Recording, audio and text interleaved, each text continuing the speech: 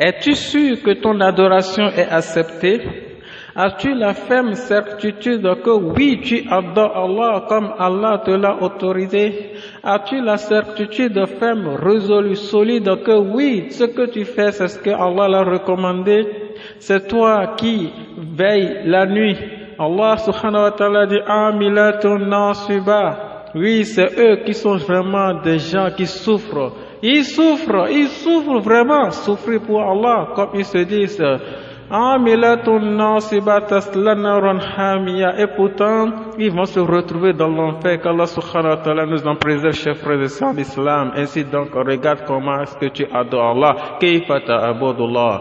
Comment est-ce que tu adores Allah? Comment est-ce que tu adores Allah lorsque Allah dit dans le Coran Kalla law ta'lamun ilm al-yakin? Non. S'ils avaient la science certaine, est-ce que tu as la science certaine? Tu as la science fondée sur ce que tu es en train de faire? Tu jeûnes la journée, tu veilles la nuit, tu récites le Coran. C'est toi l'adorateur. Allazina ya'lamuna al-Quran, allazina yatluna al-Quran, wal Quran la'allahum. Naam, allazina yatluna al-Quran ya'allahum. Ce sont des gens qui sont en train de réciter le Coran comme ils se disent, mais le Coran est en train de les maudire. Ils récitent le Coran, mais le Coran est en train de les maudire matin, midi, soir. Pourquoi est-ce que tu n'apprends pas comment est-ce qu'on adore Allah? Pourquoi est-ce que tu ne vas pas étudier d'abord? Pourquoi est-ce que tu es pressé? Le peu bien fait, c'est mieux que beaucoup mal fait. Ainsi donc, va chercher d'abord le savoir. Lorsque le prophète sallallahu alayhi wa sallam dit malheur à celui qui ne cherche pas à connaître, malheur à un ignorant. Et le prophète sallallahu alayhi wa sallam dit va chercher le savoir, même si ce savoir est en Chine. Et nous avons su l'histoire des savants vertueux, pieux, craints, qui avaient peur d'Allah, qui faisaient un voyage de 1 mois à cause d'un savoir, d'un seul hadith qu'ils vont pour parfaire leur adoration. Et qu'est-ce que tu as aujourd'hui? Malgré la facilité d'adhésion, de recevoir le savoir, aujourd'hui tu demeures toujours ignorant. Allah dit fa'ayna tazhabun. Où est-ce que tu vas? Où est-ce que tu vas? Le prophète sallallahu alayhi wa sallam dit de chercher le savoir, la recherche du savoir, c'est une obligation à tout musulman et à toute musulmane. La recherche du savoir est une obligation wajibun li kulli muslim wal muslima, est une obligation à tout musulman, à toute musulmane. Ainsi donc, si tu veux adorer Allah, tu dois adorer Allah comme Allah te l'a recommandé. Le prophète Muhammad sallallahu alayhi wa sallam nous a dit dans le hadith, Allah subhanahu wa ta'ala a dit, d'après le hadith Qudusi, وَمَا تَقَرَّبَ إِلَيَّ عَبْدِي بِشَيْءٍ حَبَّ إِلَيَّ مِمَّا افْتَرَضْتُهُ عَلَيْهِ. Mon serviteur ne fait pas quelque chose plus aimant pour moi, par laquelle il s'approche plus de moi que par ce que moi-même je l'ai recommandé, que par ce que moi-même je l'ai ordonné. C'est un hadith Qudsi rapporté par Bukhari. Est-ce que l'adoration que tu as fait, c'est ce qu'Allah t'a recommandé? C'est ce que Allah t'a recommandé que tu feras pour te rapprocher de lui. Ne va pas inventer d'adoration. Ainsi donc, utlub al-ilma, va chercher d'abord le savoir. Va d'abord chercher le savoir pour nous montrer l'importance du savoir. Les savants disent, un savant qui dort a de récompenses qu'un ignorant en adoration. Il y a des gens qui pensent adorer Allah et ils ne reçoivent rien que de la malédiction. Ainsi donc, pour apprendre à bien adorer Allah, c'est que il faut forcément regarder le prophète Muhammad sallallahu alayhi wa sallam. C'est ça ce qu'on appelle la sunna, la manière de faire du prophète. Lorsque tu veux faire un acte d'adoration, tu dois te poser la question à savoir, est-ce de cette manière que le prophète Muhammad sallallahu alayhi wa sallam le faisait? Est-ce de cette manière lorsque le prophète sallallahu alayhi wa sallam dit dans le hadith, Man tamassaka bi sunnati dakhala al-jannah. Quiconque prend soin de la sunna, quiconque observe la sunna rentrera dans le paradis. Et il dit, Faman ragiba ani sunnati falaysa minni. Quiconque abandonne ma sunna, c'est-à-dire ma manière de faire, il n'est pas de moi. Il ne sera pas de ma communauté. On ne l'appellera pas musulman. lorsque tu abandonnes la sunna du prophète Muhammad sallallahu alayhi wa sallam. Et le prophète sallallahu alayhi wa sallam dit, Kullu ummati yadkhulul janna illa man aba. Toute ma communauté rentrera dans le paradis sauf celui qui a refusé. Faman aba ya Rasulallah, ô prophète d'Allah, qui a refusé d'entrer dans le paradis. Le prophète sallallahu alayhi wa sallam dit, Man ata'ani dakhala al-janna. Celui qui m'obéit rentrera dans le paradis. Wa man asani wa huwa aba. Et celui qui me désobéit au kamakal, c'est lui qui a refusé d'entrer dans le paradis. Et comment est-ce qu'on obéit au prophète? C'est en écoutant ses propos, c'est en s'abstenant de ce qu'il a interdit et en adorant Allah comme le prophète l'a recommandé. Et beaucoup d'entre nous aujourd'hui disent que le prophète sallallahu alayhi wa sallam ne savait pas faire. Et ainsi donc, les gens prient sans savoir comment est-ce que le prophète Muhammad sallallahu alayhi wa sallam il priait. Le prophète sallallahu alayhi wa sallam a dit, Sallu kama ra'aytumuni usalli. Priez comme vous m'avez vu prier. Priez comme vous m'avez vu prier. Est-ce que tu pries comme le prophète sallallahu alayhi wa sallam a prié? Lorsque le prophète sallallahu alayhi wa sallam a dit dans un hadith, il y a des gens qui inventent dans la religion ce qui n'a été ordonné ni par Allah ni par son messager. Et ces gens-là font ça, prennent ça comme des pratiques. Et le prophète sallallahu alayhi wa sallam a dit, ces gens-là peuvent répéter ces actes-là, ces actes d'adoration un certain nombre de fois. Allah ne va pas accepter de leur part. Allah ne va pas accepter ton adoration si ton adoration est basée sur des inventions, sur des innovations, sur des choses sans aucune importance. Le prophète sallallahu alayhi wa sallam nous a dit, Ma nahaytukum an fashtanibuhu wa ma amartukum bi fa'tu minhu mastata'tum. Ce que je vous ai interdit, abstenez-vous-en. Et ce que je vous ai ordonné, faites-en comme vous avez la capacité. Le prophète sallallahu alayhi wa sallam nous a ordonné de jeûner les lundis, mardis. Astaghfirullah, les lundis, jeudi. Les lundis, jeudi, les 13-14 de chaque mois. Si tu n'as pas la capacité de faire les lundis, jeudi, c'est que c'est lundi seul que tu peux faire, fais ça selon ta capacité. Mais ce que je vous ai interdit, abstenez-vous-en. Mais est-ce que tu sais ce que le prophète sallallahu alayhi wa sallam a interdit?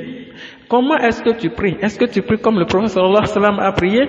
Ainsi donc, voilà des gens qui prient sans se conformer à ce que le prophète sallallahu alayhi wa sallam a fait et leur prière est devenue nulle. Et vous allez voir dans des mosquées des bêtises, des désordres, divers sortes de désordres, et vous allez vous poser la question, où est-ce que ces gens-là apprennent ces genres de choses-là? Mais où est-ce qu'ils vont? Comme Allah dit, où est-ce que vous allez avec ça? Lorsque vous allez voir un fidèle finir la prière, il finit la prière. Lorsque l'imam fait le teslim, c'est-à-dire l'imam fait la salutation finale, lui, il prend en même temps lui-même il fait le salim, après l'imam, lorsque l'imam fait le salim, la salutation finale, le teslim, lorsque l'imam fait le teslim, la salutation finale, lui-même il fait la salutation finale et en même temps il prend un droit, il écrit quelque chose qu'on ne sait pas sur la terre. Peut-être que vous n'avez jamais vu, mais ça se passe. Et vous allez voir, il finit la prière, en même temps il prend son doigt, il écrit quelque chose par terre, il l'efface, il essuie le front avec ça. Où est-ce que tu as appris ça? Où est-ce que tu as appris ça? C'est la sunna du prophète sallallahu alayhi wa sallam. Dans la prière, lorsque l'imam est au sujoud, l'imam s'est redressé du sujoud, il est assis, et pourtant lui jamais, lui le fidèle qui prie derrière l'imam, il est toujours au sujoud. Et maintenant il va rester là jusqu'à l'imam va vouloir faire le salam alaykum avant qu'il va se redresser du sujoud. Où est-ce qu'il a appris ça? On dit suivez l'imam. Si l'imam s'est vite levé de sujoud, lève-toi vite. Si l'imam a pris de temps, prends de temps. Mais l'imam s'est déjà levé de sujoud et toi tu es toujours au sujoud. Tu fais quoi? L'imam a déjà fait le teslim, le salam alaykum et toi, tu continues toujours ton atahiyat. Tu n'as pas encore fait le teslim. L'imam a fini la prière et toi tu n'as pas encore fini. Est-ce que c'est ça, prier comme le prophète Muhammad sallallahu alayhi wa sallam a prié? Un jour, quelqu'un a prié auprès d'un savant. Et puis il a mal fait le recours. Le savant lui a dit, tu n'as pas prié. Conformément à ce que le prophète Muhammad sallallahu alayhi wa sallam a dit, celui qui ne fait pas bien ses actes, ses gestes de la prière, les rites de la prière, les piliers de la prière, sa prière n'est pas valable. Ainsi donc il lui a dit, ta prière n'est pas acceptée. Et puis il a demandé au monsieur, depuis quand est-ce que tu pries comme ça? Il a dit, depuis 40 ans. Il dit, ah bon, subhanallah, donc depuis 40 ans tu n'as pas prié. Frère en islam, pose-toi la question, comment est-ce que tu adores Allah? Dans la nuit, tu veilles, oui. Mais qu'est-ce que tu fais dans cette nuit? Tu as appris comment on veille la nuit? Comme un frère me l'a dit. Il dit, mon afa, mon cheikh, mon imam, il m'a donné cette prière de faire. Il dit, c'est une prière de 4 rakats. Une prière de 4 rakats que tu vas faire de cette manière. Tu vas faire les 4 rakats ensemble avant de faire le teslim une seule fois. Tu fais le premier raka, tu récites Fatiha et tu lis Kul Huwallahu 100 fois. Tu fais le deuxième raka, tu lis Fatiha et tu lis Kul Huwallahu 200 fois. Tu fais le troisième rakat, tu lis Kul Huwallahu et tu lis Fatiha et tu fais Kul Huwallahu 300 fois. Tu fais le quatrième rakat, tu lis Fatiha et puis tu fais Kul Huwallahu 400 fois. Ah, subhanallah. Mais où est-ce que tu as vu ça? Est-ce que le prophète sallallahu alayhi wa sallam qui a demandé de faire Kul Huwallahu 100 fois dans un seul rakat, 200 fois, 300 fois, 400 fois? Et tout ça là pour aller où? Fa'ayna tazhaboun. Allah dit où est-ce que vous allez? Où est-ce que vous allez avec ça? Ainsi donc, j'ai demandé au monsieur, mais tout ça là, ah non, c'est son cheikh qui lui a donné, c'est son plus grand savant qui lui a donné ça, ah personne n'en parle. Et si, qu'est-ce que tu veux réciter? Et écoutez ce qu'il dit, mon cheikh a dit de réciter Koufoufou Allah, Koufoufou Allah. C'est quoi Koufoufou Allah? Celui qui veut réciter Kul Huwallahu 100 fois, 400 fois, ne sait même pas réciter Kul Huwallahu une seule fois, et pourtant il est content de le faire. Mais pourquoi est-ce que vous ne cherchez pas le savoir? Pourquoi est-ce qu'on adore Allah sans le savoir? Celui qui adore Allah sans le savoir se maudit, et c'est obligatoire d'adorer Allah. Ainsi donc c'est obligatoire de chercher le savoir comme le prophète sallallahu alayhi wa sallam a dit. Et le frère m'a dit que le cheikh lui a dit de faire Ya Latif 16 000 fois dans une nuit ou bien 4 000 fois. Ya Latif 16 000 fois, est-ce que le prophète sallallahu alayhi wa sallam nous a dit de nous tuer? Il dit, adorez Allah comme vous le pouvez. Abudullah kama stata'tum, adorez Allah comme vous le pouvez. 16 000, Ya Latif 16 000 fois, et tu auras la patience de bien dire ça. Je me rappelle quand on a imposé aux enfants de dire Ya Latif 16 000 fois, ils étaient tellement fatigués. On disait Ya Latif, mais tellement qu'ils étaient fatigués, ils voulaient vite terminer, ils ont commencé par dire Tif, Ya Latif, Ya Latif, Ya Latif, Ya Latif. La hawla wallah quwwata illa billahi al-ali azim. Si tu adores Allah selon ta passion, sache que ton adoration ne sera pas acceptée. Allah dit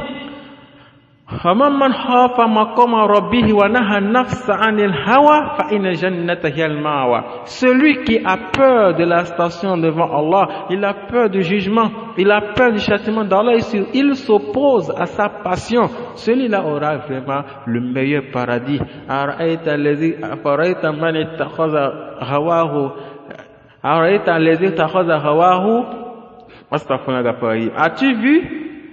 As-tu vu, non? Man ittakhadha hawahu ilahu wa adallahu Allah ala ilmin wa khatama ala sam'ihi wa qalbihi. A'udhu billahi minash shaitanir rajim. Allah subhanahu wa ta'ala dit, as-tu vu celui qui a pris sa passion pour sa divinité, son Dieu qu'il adore, c'est sa passion. Ainsi donc, fa adallahu Allah, Allah l'a égaré et il ne sait pas. Est-ce que toi aussi tu fais partie des gens qui ont pris leur passion pour l'adoration, qui font des choses en désordre? Il finit la prière et dit que son cheikh lui a dit de faire le tesbah un certain nombre de fois. Et ce qu'il fait dans le tesbah, c'est quoi? De n'importe quoi. Moi, j'ai entendu quelqu'un faire le tesbah un jour, en train de tirer le tesbah et écouter ce qu'il est en train de dire. Il disait, Ya Mouragash, Gachechachou, jusqu'à présent, je ne sais pas où est-ce qu'il trouve ce secret. Secret.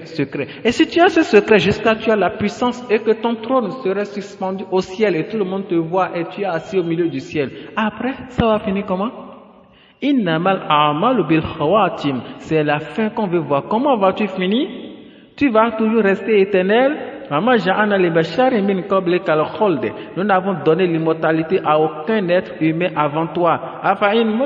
S'il meurt, toi tu seras éternel? Non, tu vas mourir. Tu es un cadavre vivant en train de partir. Tu mourras tout de suite. Et pourquoi est-ce que vous cherchez ce secret? Où est-ce que nous allons avec ce secret? Ce secret va nous amener où? Et nous oublions l'importance, l'essentiel de ce qui nous attend, pour la chose là pour laquelle nous sommes envoyés. Ainsi donc, on adore Allah comme Allah subhanahu wa ta'ala il nous l'a recommandé. Et vous allez voir des fidèles dans la mosquée prier avec les cartes de l'auto sportif, de jeu de la loterie dans la poche. Ainsi donc, c'est comme quelqu'un qui veut traverser l'aéroport avec de la drogue. Il veut prendre l'avion avec de la drogue dans la poche. Il se fait quoi? C'est un bête, c'est un maudit, c'est un malheureux. Tu mets la drogue dans la poche et tu te présentes à l'aéroport devant la loi. Tu es devant la loi avec l'interdiction à la loi. Ainsi donc, tu es devant à Allah avec le haram, ce qu'Allah a interdit. Tu dis Allah Akbar et la loterie est dans ta poche et ta prière sera acceptée. Je vous dis donc, vous allez voir que beaucoup seront malades peut-être après à cause de la loterie, l'auto sportif. Tout le monde est devenu savant aujourd'hui. Avec Big Cahier, les gens ne dorment plus la nuit, les gens manquent du sommeil, les gens manquent du repos en calculant le numéro qui va sortir et en jouant. Ainsi donc ils perdent tout, ils perdent leur liberté, ils perdent leur joie, ils perdent ils perdent tout, leur indépendance, ils perdent tout. Ils perdent aussi leur santé, ils perdent leur récompense et ils perdent Allah. Juste à cause d'un jeu. Pour l'argent, mais si Allah donne, qui peut prendre? Si Allah n'a pas donné, Allahumma la mani'a lima a'tayta wa la mu'ti'a lima mana'ta. Si Allah n'a pas donné, le jeu peut te donner ça? Ce que Allah dit que tu n'auras pas, tu l'auras, tu quoi? Mais si tu passes par 1000 interdictions, 1000 haram, tu ne l'auras pas. Ainsi donc, frères et sœurs en islam, al-iman billah. Crois à Allah, sans mastaqim, crois à Allah et puis sois droit. Allah il va te aider, il va te mettre, il a déjà tout prédestiné avant ta naissance, avant que tu n'apparaisses dans le monde. Ainsi dans chef en islam, voilà comment les gens vont tomber malades, ils vont tomber fous, un jeu va les rendre fous. Et où est la récompense? Où est la récompense de ceux qui sont en train de leur souffrance? Je fais ça en islam. Ainsi donc vous allez voir des gens dans la mosquée en train de prier. Dans la mosquée en train de prier avec le diable attaché au rein, le talisman, le fétiche, le gris-gris attaché au rein. Et il est peut-être l'imam avec une belle voix, celui qui récite Iyyaka na'budu wa iyyaka nasta'in. Et puis le cœur des croyants frémissent, ils disent notre imam, il récite bien le Coran. Et cet imam c'est un hypocrite, c'est un kafir. Il est en train de dire Seigneur, c'est toi ce que nous adorons, mais il a le fétiche au rein. Et les gens vont dans des mosquées maintenant avec des fétiches, avec le diable, pour convoiter quoi? La place d'honneur. Et pour finir quoi? Il a une atasabon. Allah subhanahu wa ta'ala nous dit dans le Coran, chef frère en islam, mais comment est-ce que vous raisonnez? Comment est-ce que vous raisonnez? Pourquoi est-ce que vous ne réfléchissez pas bien? Tout ce que vous êtes en train de chercher, mais tout va finir. Pourquoi est-ce que nous ne nous battons pas pour l'au-delà? Pourquoi il y a de cela 100 ans, où sont les présidents du temps? Ils étaient où ces présidents? Ils sont où aujourd'hui? Ils étaient comment? Ils sont où aujourd'hui? 100 ans, il y a de cela. Dans les années 1900, dans les années 1800, où sont les gens les plus forts dans le temps aujourd'hui? Mais toi, tu ne les vois pas disparaître et tu cherches toujours l'honneur, tu vas disparaître. Ne laisse pas le diable dominer ta poitrine. Ainsi donc, chers frères en islam, notre adoration doit être conforme à ce que le prophète sallallahu alayhi wa sallam nous a recommandé. Allah dit, ati Allah wa ati Rasulah. Obéissez à Allah, obéissez au prophète. Et le prophète sallallahu alayhi wa sallam dit dans le hadith, Allah dit ta'rifuni qabla an ta'buduni. Connaissez-moi avant de m'adorer. Allah dit connaissez-moi avant de m'adorer. Kayfa ta'budu wa lam ta'rifuni? Comment est-ce que vous pouvez m'adorer alors que vous ne me connaissez pas? La hawla wa la quwwata illa billah. Chef en islam, que nous soyons parmi les savants, les cultivés. Innama yakhshallahu min ibadihi al-ulama. Ceux qui craignent Allah parmi ses serviteurs sont les gens les plus instruits. Est-ce que ceux qui connaissent sont comme ceux qui ne connaissent pas? Et pourquoi est-ce que nous n'allons pas chercher le savoir qui va nous rapprocher plus d'Allah? Un savant, s'il dit subhanallah une fois, il a de récompense qu'un ignorant qui est en train de dire matin, midi, soir. Cherchons le savoir, chaque personne en islam. Est-ce que notre adoration est fondée? Est-ce que ce que nous sommes en train de faire, Allah a accepté? Et si tu as adoré Allah pendant tout ce temps et puis au jour de la résurrection, Allah dit je n'accepte pas, qu'est-ce que tu vas faire, ces frères en islam? Est-ce que ton cœur ne tremble pas? Lorsque tu es musulman depuis des années et que tu as tout ce niveau-là, tu récites le Coran et le Coran te maudit. Et tu n'as pas peur, tu ne cherches pas à rectifier, à corriger. Ainsi, dans ce que les mécréants ont dit, on doit tout faire pour arracher le Coran de leur bouche. On doit tout faire pour les empêcher de lire le Coran. On doit tout faire pour enlever le Coran de leur cœur et on va les empêcher de parler l'arabe. Ça te touche, ça te concerne maintenant. Tu les obéis. Tu obéis à ces gens de personnes. Ainsi donc, tu ne sais pas réciter le Coran et pourtant c'est toi le plus heureux. Tu ne comprends pas l'arabe et pourtant tu ne regrettes pas. Et puis peu de temps après, tu vas te retrouver où? Dans le tombeau. Tu vas te retrouver dans le tombeau devant les deux gens qui vont t'interroger. Et après, devant ton Seigneur, il va t'interroger sur ce que tu as fait. Frères et sœurs en islam, croyons Allah. وذكر فإن الذكرى تنفع المؤمنين وما خلقت الجن والإنس إلا ليعبدون. Et rappelle, car le rappel profite aux croyants. Je n'ai créé les djinns et les hommes que pour qu'ils m'adorent. C'était le groupe